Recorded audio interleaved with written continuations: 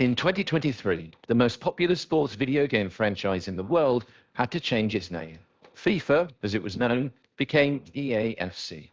And what began simply as a negotiating position in a licensing dispute turned into one of the costliest decisions in the history of football.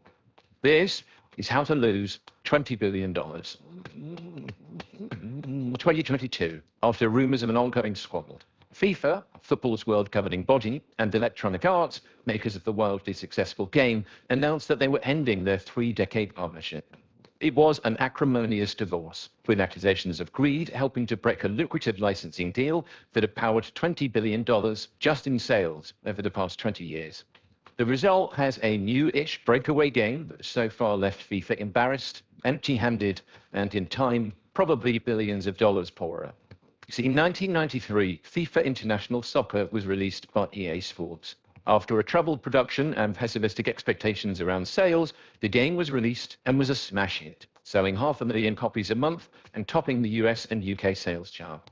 It came out 2 years before the dawn of Major League Soccer, and a year before the 1994 World Cup hosted in the US. Both have been credited with reigniting America's love of soccer, but it was FIFA International Soccer that many believed laid the groundwork.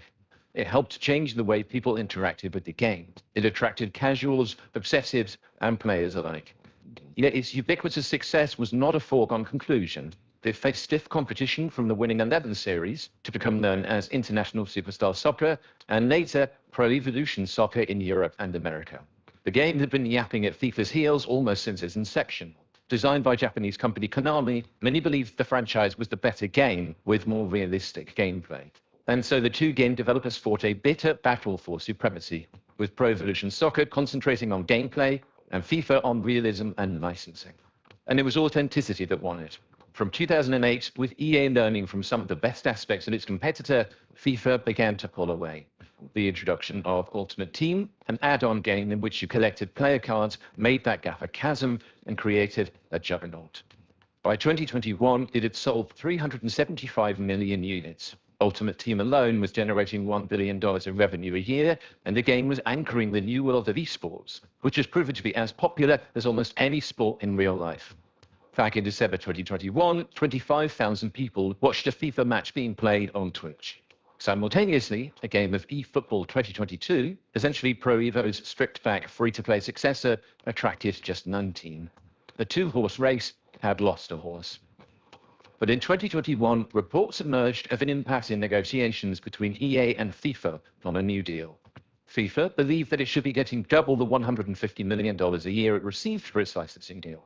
Some reports suggested FIFA was asking for as much as $1 billion over the course of each 4-year World Cup cycle. EA disagreed.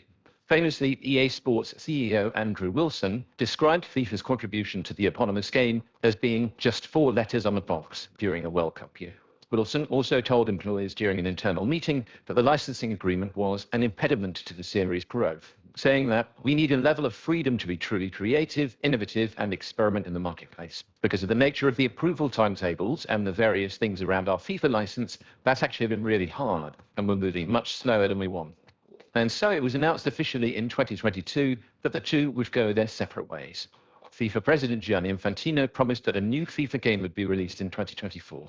I can assure you that the only authentic real game that has the FIFA name will be the best one available for gamers and football fans. But EA struck first. In September 2023, EA Sports FC 24 was released.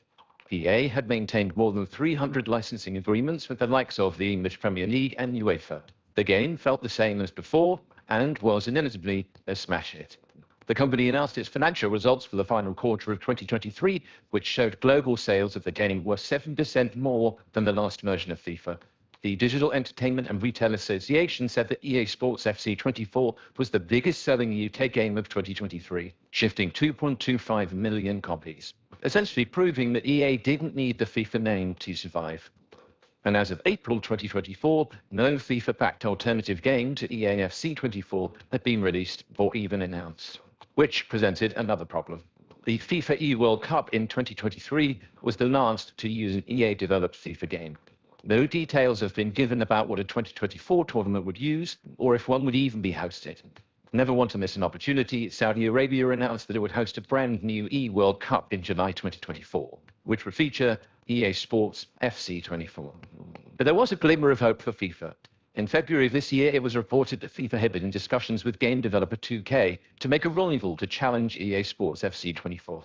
2K has some form in this area, wrestling franchise agreements with the NBA from EA in the past. If the reports are true, then a new rivalry that could match the FIFA pets back of the last decades might even be on the cards.